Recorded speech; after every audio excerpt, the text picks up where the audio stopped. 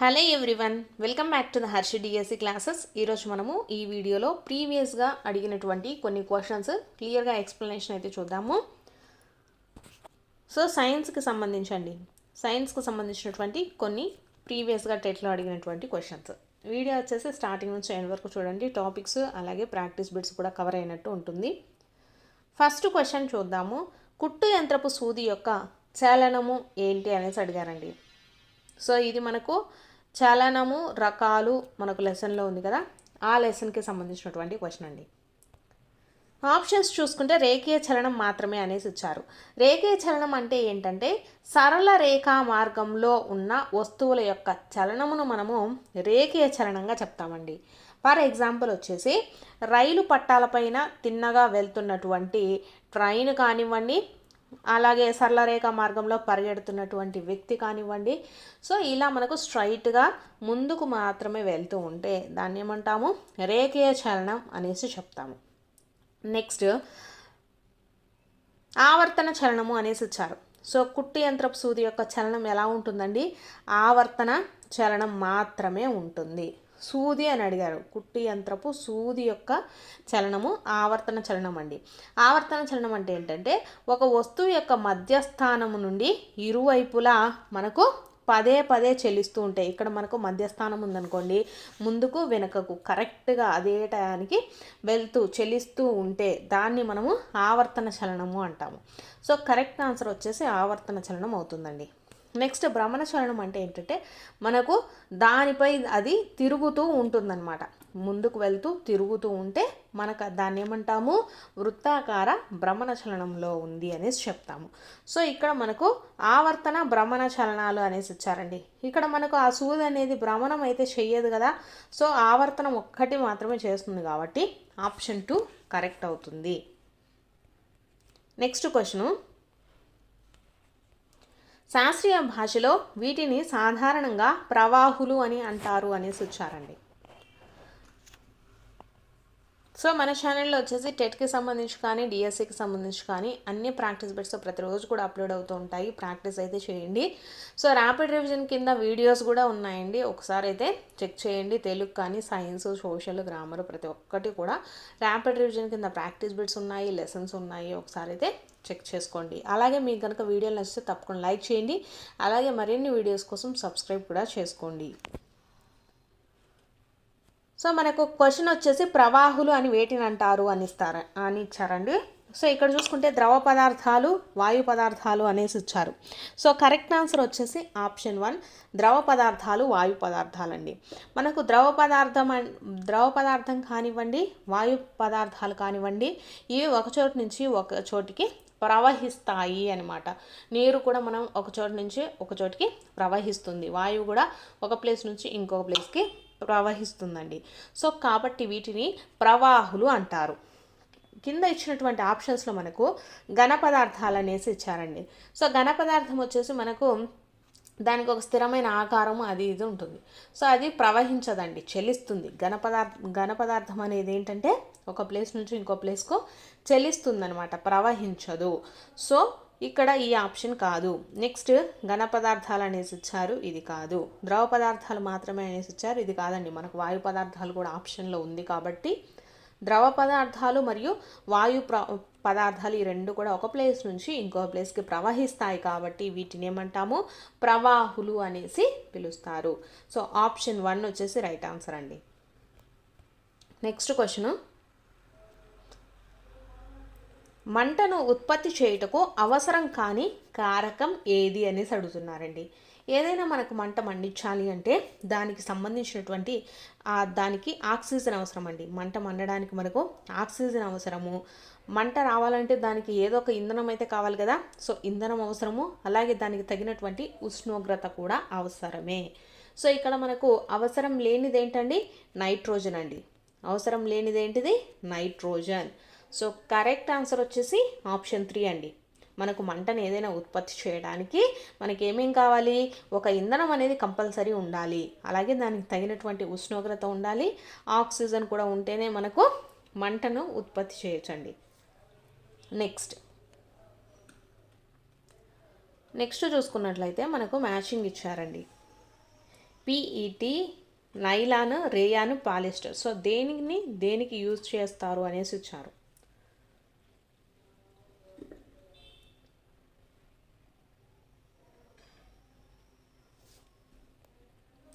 So దీనికి చూసుకున్నట్లయితే మనకు పీఈటీ అనేది దేనికి యూస్ చేస్తాము అంటే మనకు పీఈటీ వచ్చేసి సీసాలు తయారు చేయడంలో యూస్ చేస్తారండి.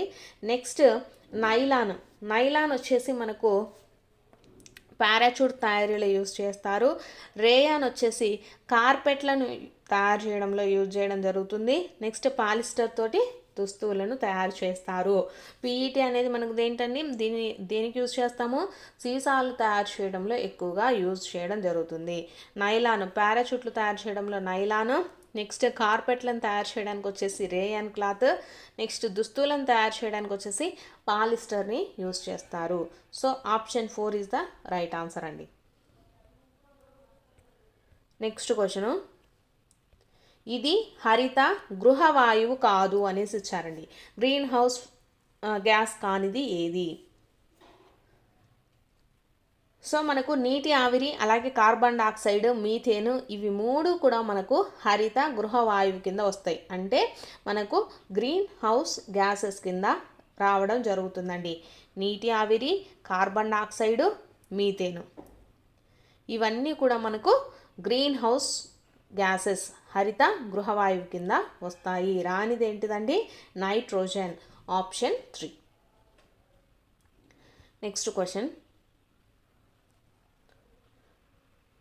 నెక్స్ట్ క్వశ్చన్ చూసుకున్నట్లయితే the animals that have sharp cutting and strong grinding teeth are అనేసి ఇచ్చారు.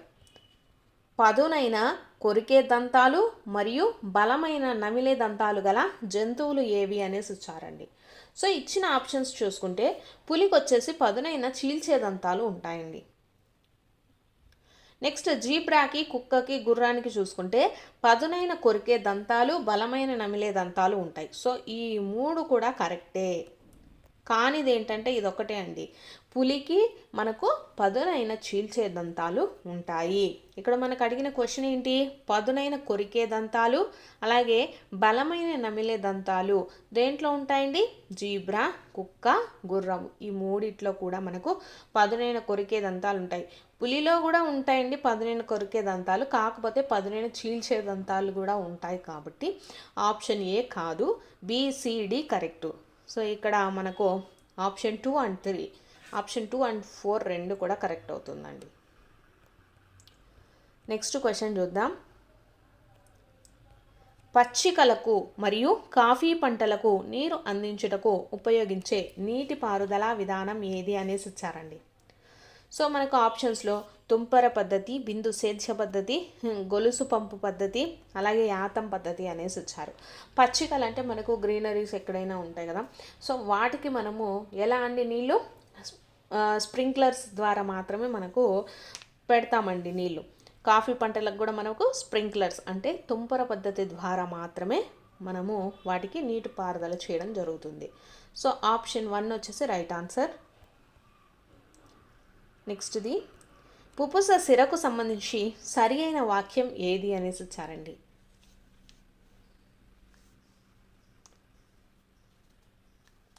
సో మనకు పుపుస సిరకు చూసుకుంటే పుపుస సిరలో వచ్చేసి ఆమ్లజని సహిత రక్తం ఉంటుందండి. పుపుస సిరలో వచ్చేసి మనకు ఆమ్లజని సహిత రక్తం మాత్రమే ఉంటుంది. సో పుపుస ధమనిలో వచ్చేసి ఆమ్లజని రహిత రక్తం ఉంటుంది. పుపుస ధమనిలో ఆమ్లజని రహిత రక్తం అయితే ఉంటుంది. ఇక్కడ మనకి ఇచ్చినటువంటి క్వశ్చన్ వచ్చేసి పుపుస సిర కాబట్టి పుపుస సిరలో ఎలాంటి రక్తం ఉంటుంది? ఆమ్లజని సహిత రక్తం ఉంటుంది. అయితే పుపుస సిర ఏం చేస్తుందండి? గుండెకు రక్తాన్ని అయితే చేరుస్తుందన్నమాట. ఇక్కడ మనకు ఇంకోటి ఆమ్లజని సహిత రక్తాన్ని ఊపిరితిత్తులకు చేర్చేది ఏంటిదండి? ఇది పుపుస ధమని అండి. పుపుస ధమని ఊపిరితిత్తులకు చేరుస్తుంది అనమాట. కానీ ఇక్కడ పుపుస సిర ఏం చేస్తుంది? ఆమ్లజని సహిత రక్తాన్ని గుండెకు చేరుస్తుంది. సో ఆప్షన్ 4 వచ్చేసి రైట్ ఆన్సర్ అవుతుందండి. ఇక్కడ ఆమ్లజని రహిత అనేసి ఇచ్చారు కాబట్టి ఇది కాదు. పుపుససిర అంటే ఆమ్లజని సహిత మాత్రమే. ఇక్కడ ఆమ్లజని సహిత ఇచ్చినప్పటికీ ఊపిరితిత్తులకు అనేసి ఇచ్చారు. సో కాబట్టి ఇది రాంగు. నెక్స్ట్ ఆమ్లజని రహిత అనేది రాంగు. ఆమ్లజని సహిత అనేది కరెక్టు. అలాగే ఇదేం చేస్తుంది, గుండెకు రక్తాన్ని తీసుకెళ్తుంది. So option 4 is the right answer అండి. నెక్స్ట్ క్వశ్చను, స్టోలెన్ల ద్వారా శాఖీయ వ్యాప్తి జరుపు మొక్క ఏది అనేసి ఇచ్చారు. ఆప్షన్స్లో స్ట్రాబెర్రీ, అల్లము, బంగాళదుంప, కంద అనేసి ఇచ్చారండి. సో అల్లము, బంగాళదుంప, కంద ఇవన్నీ కూడా మనకు ఏంటంటే వాటికి కన్నులు ఉంటాయి కదా, సో వాటి ద్వారా మాత్రమే శాఖీయ వ్యాప్తి జరుగుతుంది. సో ఇవి చూసుకున్నట్లయితే స్టోలెన్ల ద్వారా అనేసి ఇచ్చారు. స్టోలెన్లు అంటే మనకు చిన్నట్టు కాండం లాంటిది ఉంటుందండి. సో ఆ కాండం నుంచి మొక్కలు, దానికి మళ్ళీ పిల్లకలు, మొక్కలు మాత్రమే అండి, మొక్కలు, ఆకులు ఇలా తయారయ్యి మనకు రావడం జరుగుతుంది. సో అలాంటిది శాఖీయోత్పత్తి దేంట్లో జరుగుతుంది, కాండం ద్వారా. స్ట్రాబెర్రీస్లో మాత్రమే జరుగుతుంది. So option 1 is the right answer. Next question, జీవావరణ పిరమిడ్లకు సంబంధించి సరి అయిన వాక్యం ఏది అనేసి ఇచ్చారండి. సో కరెక్ట్ ఆన్సర్ వచ్చేసి మనకు జీవావరణంలో ఆప్షన్ 3 వచ్చేసి కరెక్ట్ అండి. ఆప్షన్ 3 మాత్రమే దీనికి సంబంధించి కరెక్ట్. ఎందుకో చూద్దాం. మనము జీవావరణ పిరమిడ్ చూసినట్లయితే ఫస్ట్ దిగువ భాగంలో వచ్చేసి మనకు ఉత్పత్తిదారులు ఉంటారండి. ఉత్పత్తిదారులు, నెక్స్ట్ ప్రాథమిక వినియోగదారులు, నెక్స్ట్ సెకండ్లో వచ్చేసి ద్వితీయ వినియోగదారులు, లాస్ట్లో వచ్చేసి తృతీయ లేదా ఉన్నత స్థాయి వినియోగదారులు మాత్రమే ఉంటారనమాట. సో ఫస్ట్ ఎవరు ఉంటారండి, జీవావరణ పిరమిడ్ వచ్చేసి మనకు ఇలా ఉంటుందండి, ఈ షేప్లో ఉంటుంది. సో దీంట్లో ఫస్ట్ కింద పీఠభూమి భాగంలో అంటే మనకు పిరమిడ్ భాగంలో అంటే కింద అనమాట. సో ఏముంటుందండి, ఉత్పత్తిదారులు ఉంటారు. నెక్స్ట్ ఉత్పత్తిదారుల పైన ప్రాథమిక వినియోగదారులు ఉంటారండి. ప్రాథమిక వినియోగదారుల తర్వాత ద్వితీయ వినియోగదారు, తర్వాత తృతీయ వినియోగదారు లేదా ఉన్నత స్థాయి వినియోగదారులు ఉంటారు. ఇది జీవావరణ పిరమిడ్కి సంబంధించింది. సో దీంట్లో చూద్దాము, మాంసాహారులు పిరమిడ్ పీఠ భాగంలో ఉంటాయి అనేసి ఇచ్చారండి. పిరమిడ్ యొక్క పీఠ భాగంలో మనకేముంటుందండి, ఉత్పత్తిదారులు ఉంటారు. అంటే ఫర్ ఎగ్జాంపుల్ చిన్న చిన్న కీటకాలు ఇవి మనకు ఉత్పత్తిదారులు. ఫర్ ఎగ్జాంపుల్ చెట్టు కానీ ఇలాంటివన్నీ ఉత్పత్తిదారుల కింద వస్తాయన్నమాట. నెక్స్ట్ చూసుకున్నట్లయితే మనకు పిరమిడ్ శిఖర భాగంలో ఎక్కువ శక్తి గ్రహించబడుతుంది అనేసి ఇచ్చారు. పిరమిడ్ చివరి భాగంలో మనకు పోయే కొద్దీ ఏంటంటే ఉన్నత స్థాయి వినియోగదారులు ఉంటారండి. ఫర్ ఎగ్జాంపుల్ ఎలుగుబంటి కానివ్వండి, లయన్స్, ఇవన్నీ అనమాట. వీటికి శక్తి అనేది ఎక్కువ శక్తి గ్రహించబడదు. సో ఇది కూడా రాంగు. నెక్స్ట్ పిరమిడ్ శిఖర భాగంలో ఉత్పత్తిదారులు ఉండవు అనేసి ఇచ్చారు. అవును కదా, పిరమిడ్ శిఖర భాగంలో ఏముంటాయండి, ఇక్కడ వచ్చేసి ఉన్నత స్థాయి వినియోగదారులు మాత్రమే ఉంటారు, ఉత్పత్తిదారులు ఉండరు అనేసి ఇచ్చారు. So correct. నెక్స్ట్ మాంసాహారులు పిరమిడ్లో శక్తిని ఉత్పత్తి చేస్తాయి అనేసి ఇచ్చారండి. మాంసాహారులు వచ్చేసి మనకు ఎటువంటి శక్తిని ఉత్పత్తి చేయవండి పిరమిడ్లో, కాబట్టి సో ఇది రాంగ్ ఆన్సర్. కరెక్ట్ ఆన్సర్ వచ్చేసి ఆప్షన్ 3 అండి. మానవుని రక్త పీడనాన్ని కొలవడానికి ఉపయోగించే పరికరం ఏది అనేసి ఇచ్చారండి. సో కరెక్ట్ ఆన్సర్ వచ్చేసి స్పిగ్మోమానోమీటర్ అండి. మానవుని యొక్క రక్త పీడనాన్ని కొలవడానికి ఉపయోగించే పరికరం వచ్చేసి స్పిగ్మోమానోమీటర్. సో ఇక్కడ ఆప్షన్స్ చూసుకున్నట్లయితే మనకు స్పెక్ట్రోమీటర్ ఇచ్చారు. స్పెక్ట్రోమీటర్ వచ్చేసి కాంతి యొక్క తరంగ దైర్ఘ్యాలను కనుగొనడానికి మనకు ఉపయోగిస్తారండి. నెక్స్ట్ బారోమీటర్ చూసుకున్నట్లయితే ఇది వాతావరణ పీడనాన్ని కొలవడానికి మనం బారోమీటర్ని యూజ్ చేస్తాము. నెక్స్ట్ ఎలక్ట్రోకార్డియోగ్రామ్ అంటే ఇది వచ్చేసి గుండె సంబంధిత వ్యాధులు ఉంటాయి కదా, వాటికి సంబంధించి మనం ఏమైనా టెస్ట్ చేయాలి అనుకుంటే దానికి మనము ఎలక్ట్రోకార్డియోగ్రామ్ అనేటటువంటి దాన్ని యూజ్ చేస్తారండి. స్పిగ్మోమానోమీటర్ వచ్చేసి మనకు వచ్చేసి మానవుని యొక్క రక్త పీడనానికి కొలవడానికి ఉపయోగించేటటువంటి పరికరం. సో ఆప్షన్ 4 వచ్చేసి రైట్ ఆన్సర్ అండి. Next question, the menopause age in females is అనేసి ఇచ్చారండి. స్త్రీలలో మోనోపాజ్ వయస్సు. సో ఎంత ఉంటుందండి? ఇది వచ్చేసి మనకు 45 to 50 ఏజ్లో ఉంటుందండి. స్త్రీలలో మోనోపాజ్ వయసు వచ్చేసి మనకు ఎన్ని సంవత్సరాలు ఉంటుందంటే 45 నుంచి 50 సంవత్సరాలు. Next question, roughage in animal fodder contains అనేసి ఇచ్చారండి. పశుగ్రాసంలో రఫేజ్లలో ఎక్కువగా ఉండేవి. మనం పశువులకు మేతగా వేస్తూ ఉంటాం కదా, పశుగ్రాసంలో రఫేజ్లలో ఎక్కువగా ఉండేవి ఏవి అనేసి అడుగుతున్నారండి. ఆప్షన్స్లో చూసుకున్నట్లయితే మనకు అధిక పీచు పదార్థం అనేసి ఇచ్చారు, ప్రోటీన్లు మాత్రమే ఉంటుంది, సమాన పరిమాణంలో పీచు పదార్థం మరియు ప్రోటీన్స్ ఉంటాయి, ఎక్కువ ప్రోటీన్లు మరియు తక్కువ పీచు పదార్థం ఉంటుంది అనేసి ఇచ్చారండి. సో పశుగ్రాసంలో మనము అన్నీ ఇస్తాం. సో దాంట్లో వీళ్ళు ప్రత్యేకంగా మనల్ని అడిగేది ఏంటి, రఫేజ్ అంటే మనకు దాంట్లో ఎక్కువగా ఏమేమి ఉంటాయి అనేసి అడుగుతున్నారండి. సో కరెక్ట్ ఆన్సర్ వచ్చేసి మనకు ఫస్ట్ ఆప్షన్ అండి. రఫేజ్ అంటే అధికంగా పీచు పదార్థం ఉంటుంది. పశుగ్రాసంలో వాడేటటువంటి రఫేజ్లలో వచ్చేసి మనకు ఏముంటుంది, అధికంగా పీచు పదార్థం ఉంటుందండి. సో ఆప్షన్ 1 వచ్చేసి రైట్ ఆన్సర్. నెక్స్ట్ క్వశ్చన్ వచ్చేసి identify the carrier of dengue అనేసి ఇచ్చారండి. డెంగ్యూ వాహకాన్ని గుర్తించండి. డెంగ్యూ వాహకం ఏదండి? వీటిల్లో ఆడ ఎడిస్ దోమ అండి. ఆడ ఎడిస్ దోమ అనేది మనకు డెంగ్యూ వాహకంగా చెప్పచ్చు. So option 2 is the right answer. Next question,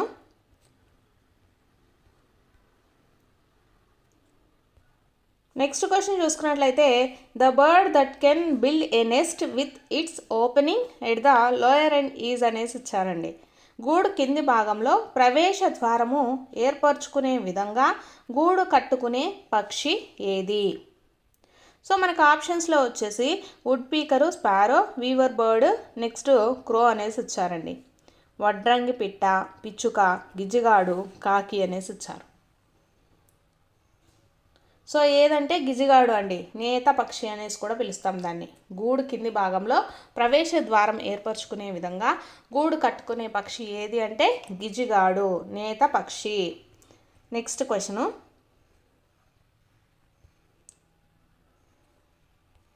the book GIET of animals is written by అనేసి ఇచ్చారండి. గైట్ ఆఫ్ యానిమల్స్ అనేటటువంటి పుస్తకాన్ని రచించింది ఎవరు అనేసి ఇచ్చారు. సో ఇది కూడా మనకు సైన్స్ టెక్స్ట్ బుక్లోనే ఉందండి. ఆప్షన్స్లో మనకు William Harvey, Aristotle, Ronald Ross, Louis Pasteur అనేసి ఇచ్చారు. సో కరెక్ట్ ఆన్సర్ వచ్చేసి మనకు అరిస్టాటిల్ అండి. గైట్ ఆఫ్ యానిమల్స్ అనేటటువంటి పుస్తకాన్ని రచించింది ఎవరు? అరిస్టాటిల్. ఆప్షన్ 2. నెక్స్ట్ క్వశ్చన్ చూద్దాము. The best practice to celebrate the eco friendly festival అనేసి ఇచ్చారు. పర్యావరణ హిత ఉత్సవాన్ని జరుపుకుంటకు మంచి మార్గం ఏది అనేసి ఇచ్చారండి. సో కింద మనకు కొన్ని ఆప్షన్స్ అయితే ఇచ్చారు. సాంప్రదాయ దీపాలకు బదులుగా బాణసంచా కాల్చటము, నెక్స్ట్ ఇల్లు అలంకరించడానికి రీసైకిల్ చేసిన సామాగ్రి వినియోగించటం, అరటి ఆకులకు బదులుగా ప్లాస్టిక్ వినియోగించడం, విగ్రహాల తయారీకి సింథటిక్ రంగులు వినియోగించడం అనేసి ఇచ్చారండి. పర్యావరణ హితం అనేసి ఇచ్చారు కాబట్టి పర్యావరణాన్ని కాపాడుకోవడానికి మనం చేసేటటువంటిది ఏంటండి, ఇల్లు అలంకరించడానికి రీసైకిల్ చేసిన సామాగ్రిని ఉపయోగించడం వల్ల మనము పర్యావరణ హిత ఉత్సవాన్ని జరుపుకోవచ్చు. ఇక్కడ సాంప్రదాయ దీపాలకు బాణసంచా కాల్చడం ఇది పర్యావరణానికి ఇబ్బందే. నెక్స్ట్ ప్లాస్టిక్ వినియోగించడం కూడా, విగ్రహాలకు సింథటిక్ రంగులు కూడా వినియోగించడం మనకు పర్యావరణ కాలుష్యం కాబట్టి కరెక్ట్ ఆన్సర్ వచ్చేసి ఆప్షన్ 2. నెక్స్ట్ క్వశ్చన్ చూసుకున్నట్లయితే choose the correct answer based on the given statement అనేసి ఇచ్చారండి.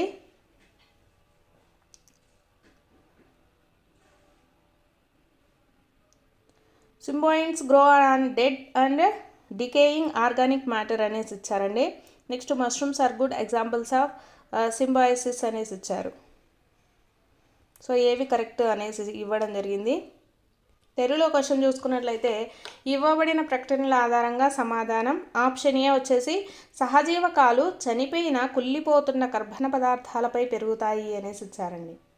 ఆప్షన్ బి పుట్టగొడుగులు సహజీవనానికి మంచి ఉదాహరణ అనేసి ఇచ్చారు.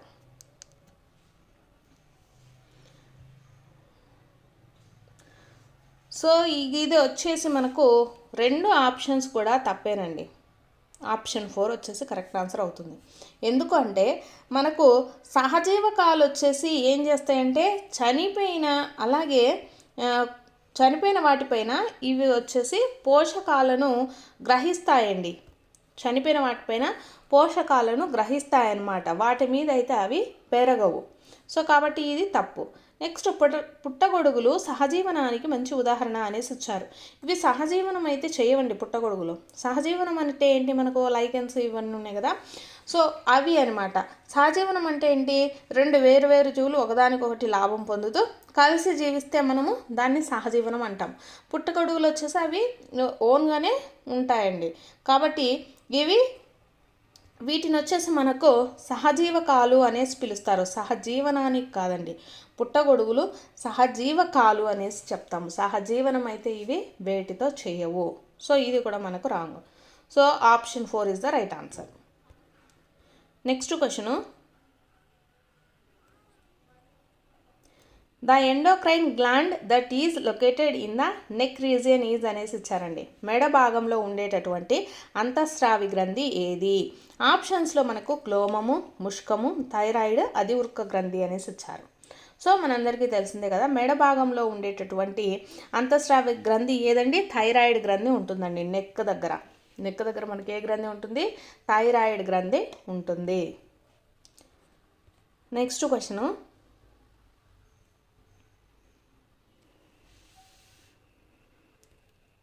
ఇది వచ్చేసి మనకు ఫేజెస్ ఆఫ్ ద మూన్ అనేసి ఇచ్చారండి. ఆప్షన్ ఫస్ట్ ప్రకటన వచ్చేసి phases of moon are due to the positions of the moon in its orbit అనేసి ఇచ్చారు. Next question, moon is visible due to reflected sunlight from its surface అనేసి ఇచ్చారండి. So choose the correct option అనేసి ఇచ్చారు. తెలుగులో చూసుకున్నట్లయితే మనకు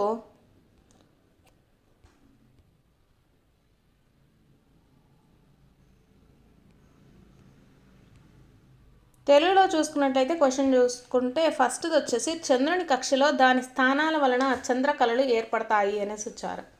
దీనికి ఒక రీజన్ ఏంటి, చంద్రుడు దాని ఉపరితలం నుండి సూర్యకాంతి పరావర్తనం చెందడం వల్ల కనిపిస్తాడు అనేసి ఇచ్చారండి. సో దీంట్లో చూసుకుంటే ప్రకటన ఏ వచ్చేసి మనకు చంద్రకళలు అనేటివి ఎలా ఏర్పడతాయండి, చంద్రుని యొక్క కక్షల్లో దాని స్థానాలు మారటం వల్ల మనకు చంద్రకళలు అనేటివి ఏర్పడతాయి. అంటే చంద్రుడు ఫుల్ సర్కిల్, హాఫ్ సర్కిల్, ఇంకొంచెం హాఫ్ సర్కిల్ ఇవన్నీ ఉంటాయి కదా, అవి చంద్రకళలు అనమాట. అవి ఎలా ఏర్పడతాయి, చంద్రుని కక్షలో దాని స్థానాల వలన, అంటే చంద్రుడు ఒక ప్లేస్ నుంచి ఇంకో ప్లేస్కి వెళ్ళటం వలన మనకు చంద్రకళలు ఏర్పడతాయి. సో కాబట్టి ఇది కరెక్ట్ అండి. నెక్స్ట్ కారణము చూసుకున్నట్లయితే చంద్రుడు దాని ఉపరితలం నుండి సూర్యకాంతి పరావర్తనం చెందడం వల్ల మనకు కనిపిస్తాడు. ఎస్, ఇది కరెక్టే. కాకపోతే ఏంటి, దీనికి చంద్రకళలకి ఇక్కడ మనకు సూర్యుడు కనిపించడానికి మనకు ఎటువంటి రీజన్ అయితే లేదండి. ఈ 2 సత్యాలు ఇచ్చిన స్టేట్మెంట్స్, కాకపోతే దీనికి ఇది రీజన్ కాదు.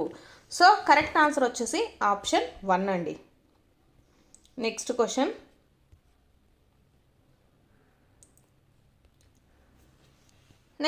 చూసుకుంటే చూస్ ద కరెక్ట్ వన్. ఫస్ట్ది మైమ్ ఆర్టిస్ట్, సైన్ లాంగ్వేజ్ అనేసి ఇచ్చారు, డాన్సర్స్, ముద్రాస్ అనేసి ఇచ్చారు. సో ఇచ్చినటువంటి స్టేట్మెంట్స్లలో ఏవి కరెక్ట్ అనేసి ఇచ్చారు. ఇక్కడ చూసుకుంటే మైమ్ కళాకారులు సంజ్ఞా భాష ద్వారా వాళ్ళు చేసుకుంటారు, అంటే వాళ్ళ యొక్క ముద్రలు. నృత్య కళాకారులు వచ్చేసి ముద్రల ద్వారా వాళ్ళ యొక్క భాషలను, వాళ్ళ యొక్క భావాలను తెలియజేస్తారు అనేసి ఇచ్చారండి.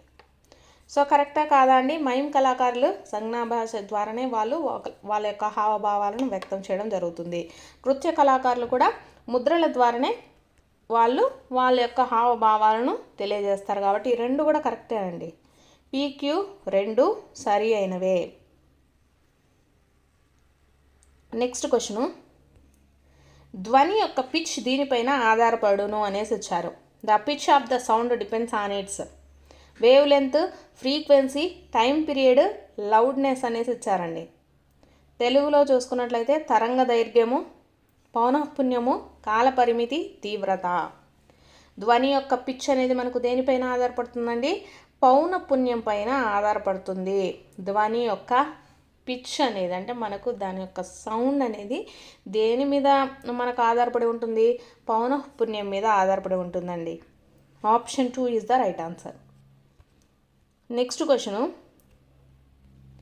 Cleaner fuel among the following అనేసి ఇచ్చారండి. వుడ్, కోలు, పెట్రోలు, కంప్రెస్డ్ న్యాచురల్ గ్యాస్ అనేసి ఇచ్చారు. క్రింది వానిలో స్వచ్ఛ ఇంధనం ఏది? మనకు ఆప్షన్స్లో ఫస్ట్ చెక్క, నేలబొగ్గు, పెట్రోలు, సంపీడ్య సహజ వాయువు అనేసి ఇచ్చారండి. దీంట్లో క్లెన్సర్ ఫ్యూయల్ ఏమవుతుందంటే సంపీడ్య సహజ వాయువు అనేది మనకు స్వచ్ఛ ఇంధనం కింద చెప్తాం. సో ఆప్షన్ 4 వచ్చేసి రైట్ ఆన్సర్ అండి. కంప్రెస్డ్ న్యాచురల్ గ్యాస్ అనేది మనకు క్లీనర్ ఫ్యూయల్. నెక్స్ట్ క్వశ్చన్ చూసుకున్నట్లయితే, ఒక దండయస్కాంతాన్ని ఇనుప రంజనులో ఉంచినప్పుడు ఆ ఇనుప రంజను ఇక్కడికి ఆకర్షింపబడతాయి అనేసి ఇచ్చారండి. When a bar magnet is placed on iron fillings then the iron filling get attracted అనేసి ఇచ్చారండి. ఒక దండయస్కాంతాన్ని ఇనుప రంజన్లో మనము ఉంచినప్పుడు ఆ ఇనుప రంజను ఇక్కడికి ఆకర్షింపబడుతుంది. ఆప్షన్స్ చూసుకున్నట్లయితే దండయస్కాంతం యొక్క 2 చివరల, ఎక్కువగా దండయస్కాంతం యొక్క మధ్య భాగానికి, దండయస్కాంతం చుట్టూ, అలాగే దండయస్కాంతం యొక్క అన్ని ప్రాంతాలకు సమానంగా అనేసి ఇచ్చారండి. సో మనకు ఒక దండయస్కాంతానికి ఇనుప రంజన్ ఉంచినప్పుడు ఏంటంటే మనకు 2 చివరలు కూడా అది దండయస్కాంతం అట్రాక్ట్ అయితే చేస్తూ ఉంటుందండి. సో మనకు ఆప్షన్ 1 వచ్చేసి రైట్ ఆన్సర్. నెక్స్ట్ క్వశ్చను, విద్యుత్ ప్రవాహం వలన కలిగే ఉష్ణ ఫలితము విద్యుత్ పొయ్యి అనేసి ఇచ్చారండి. నెక్స్ట్ది, విద్యుత్ ప్రవాహం వలన కలిగే అయస్కాంత ఫలితం ఏంటి అనేసి ఇచ్చారు. Heating effect of electrical current is electric stove అనేసి ఇచ్చారు. Next, magnetic effect of electric current ఏంటి? సో మనకు విద్యుత్ ప్రవాహం వలన కలిగే ఉష్ణ ఫలితం ఆధారంగా మనకు విద్యుత్ పొయ్యి అనేది వెలుగుతూ ఉంటుందండి. సో అలాగే విద్యుత్ ప్రవాహం వలన కలిగే అయస్కాంత ఫలితం వలన ఏమవుతుంది అనేసి ఇచ్చారు. ఇక్కడ మనకు ఆప్షన్స్లో చూసుకుంటే విద్యుత్ గంట, విద్యుత్ బల్బు, ఎల్ఈడి, హెయిర్ డ్రైయర్ అనేసి ఇచ్చారు. ఈ హెయిర్ డ్రైయర్ కానీ, ఎల్ఈడి కానీ, బల్బు కానీ ఇవన్నీ కూడా ఉష్ణ ఫలితం ఆధారంగానే మనకు వస్తాయండి. సో విద్యుత్ ప్రవాహం వలన కలిగే అయస్కాంత ఫలితం ఏది అంటే విద్యుత్ గంట మనకు మోగుతుంటుంది కదా స్కూల్స్లలో కానీ ఎక్కడైనా. సో అది వచ్చేసి మనకు ఎలా అంటే విద్యుత్ ప్రవాహం వలన కలిగే అయస్కాంత ఫలితం ఆధారంగా మనకు విద్యుత్ గంట అనేది మోగుతుందండి. సో ఇవి ఉష్ణ ఫలితం ఆధారంగానే మనకు వెలుగుతుంది. లైట్స్ కానీ, హెయిర్ డ్రైయర్ కానీ ఇవన్నీ కూడా ఆన్ అవుతాయి. Next,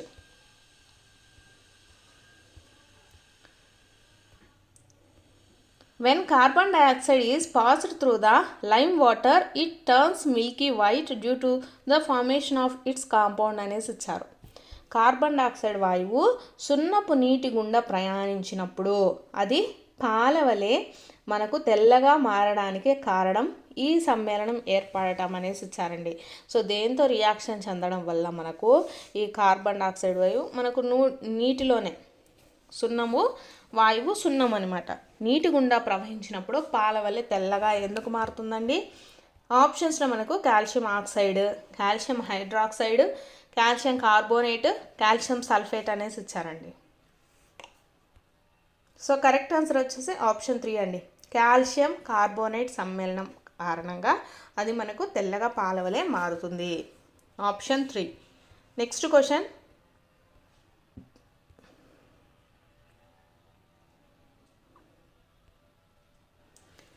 science is both a body of knowledge and the process of acquiring the knowledge is stated by అనేసి ఇచ్చారండి. సైన్స్ జ్ఞాన విభాగాన్ని మరియు జ్ఞానాన్ని సంపాదించే ప్రక్రియను కలిగి ఉంటుంది అని తెలిపింది ఎవరు అనేసి ఇచ్చారు. ఆప్షన్స్లో వచ్చేసి మనకు Watson, Williamson, Frederick Fritz Patrick, kill Patrick అనేసి ఇచ్చారండి. సైన్స్ జ్ఞాన విభాగాన్ని మరియు జ్ఞానాన్ని సంపాదించే ప్రక్రియను కలిగి ఉంటుందని తెలిపింది ఎవరండి? ఫెడరిక్ ఫ్రిట్జ్ ప్యాట్రిక్ అండి. Frederick Fritz Patrick, option 3.